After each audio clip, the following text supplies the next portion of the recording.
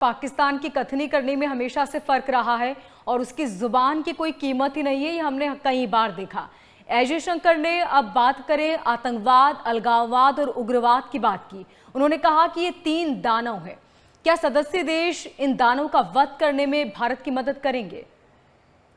देखिए मोनिका जी, ये जो तीनों शब्द उन्होंने प्रयोग किया, ये हम कहीं ना कहीं एससीओ के फोरम में एक अपनी जो मनोदशा है, जो हमारी यथार्थ स्थिति है, उसको बिल्कुल क्लियर बरसा रहे। भाई इन चीजों पे हमारा कोई कॉम्प्रोमाइज ना होगा।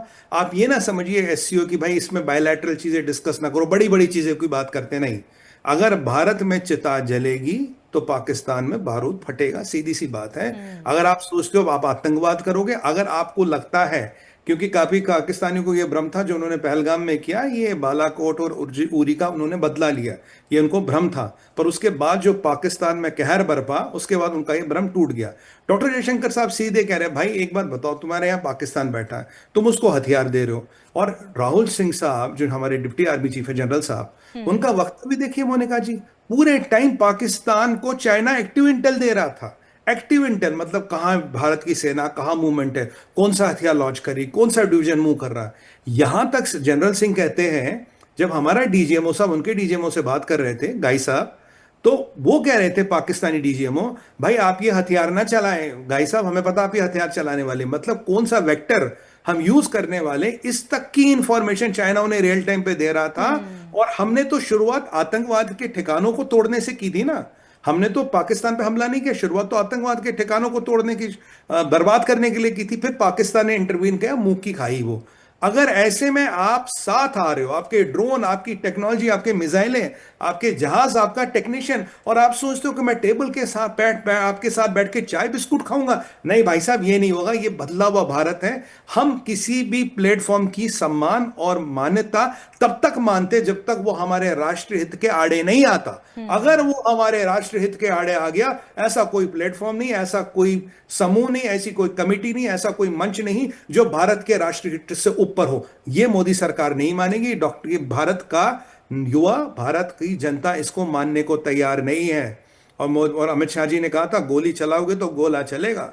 ये इनको पाकिस्तानियों को समझना पड़ेगा। और चाइना को अगर लगता है कि हम एससीओ में हैं, हम चाइना की जमीन पे थोड़ा सभ्यता में रहेंगे, थोड़ी उनको आंखों का लिहाज करेंगे, नहीं, हमें आपका पूरा आदर सम्मान है, बट अगर हमारे राष्ट्र हितों को और हमारे देश के हितों के बीच में पाओगे, ये पर्दे, ये जो आंखों का लिहाज है, ये कुछ नहीं है। राष्ट्र सर्वोपरि, देश और धर्म पे कोई कंप्रोमाइज नहीं। और अगर आप नाम पूछ के मारोगे, नाम पूछ पूछ के यहां सर पे गोली मारोगे बीवी बच्चों के सामने, उसका अंजाम भुगतना पड़ेगा। ये बिल्कुल क्लियर मैसेज है। और जो आतंकवाद के समर्थक हैं, आप भी जरा कान खोल के सुन ले, वहां अगर आप भी जो इनके साथ थे, हम आपको भी किसी अलग नजर से नहीं देखते, आपका आदर सम्मान है, बट अगर आप आतंकवादियों के साथ हैं, आप भी आतंकवादी हो। ये भारत का नया डॉक्ट्रिन है। पहले भारत इतना खुल के नहीं बोलता था मोनिका जी, अब डंके की चोट पे बोलता है। चाइना के अंदर जाके उनकी जमीन पे, उनके टेबल पे हाथ रखते हुए बोलता, हाँ तुम ये करते हो। चाइना को इस बात की अपेक्षा नहीं थी, चाइना सोच भी नहीं पाता था क्या एक दिन भारत मेरे घर में घुस के मेरे को 2 थप्पड़ मार के निकल जाएगा। लिटरली डिप्लोमेसी में इसे कहते थप्पड़ मारना, मतलब आपको आपकी औकात आपकी जगह आपके शहर में दिखाना। बाकी फोटोप्स वगैरह ठीक है। और अगर मैं आज की बात करूं, क्या जो 2 फ्रिक्शन पॉइंट्स है, क्या उस पर कुछ बात हुई? नहीं। जी। क्या जो डेस्कलेशन है कोई बात हुई? क्या उन्होंने ट्रूप्स का जमावड़ा कम कर दिया? क्या उन्होंने एलएसी के आसपास इंफ्रास्ट्रक्चर बनाना कम कर दिया? नहीं। और मैं दर्शकों को बता दूं, जब से शी जिनपिंग आए हैं मोनिका जी, तब से ही एलआईसी का मिलिटराइजेशन शुरू हुआ, उससे पहले नहीं था।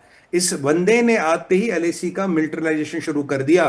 और इसको लगता था ये वही समय है जब ए के एंथनी जी कहते थे, हम रोड नहीं बनाएंगे नहीं तो चाइना आएगा। हम वहां वहां वो जेएनटी टैक्स लगता था, ग्रीन ट्राइब्यूनल का अप्रूवल लगता था, हम फटे हुए बुलेट प्रूफ जैकेट लाएंगे, हम ततरा कंपनी के ट्रक यूके के क्या कहते हैं केटरिंग वालों से इंपोर्ट करेंगे। वो समय गया। अब चाइना को जो डर लग रहा है मेरा डिप्लॉयमेंट, अगर आप 1 लाख फौजी खड़े कर रहे हो, हम भी 1 लाख कर रहे हैं। अगर आपके पास 10 तोपे, हमारी भी 10 तोपे है। ये भारत का जो आक्रामक स्टैंड पिछले 3 साल से चल रहा है मोदी जी के नेतृत्व में, इसको लेके उनको डर लग रहा है। क्योंकि आप जानते हैं चाइना को हाई ऑल्टीट्यूड पे लड़ने की आदत नहीं है, उनके लोग वहां टिक नहीं पाते, उनके लोग वहां रह नहीं पाते।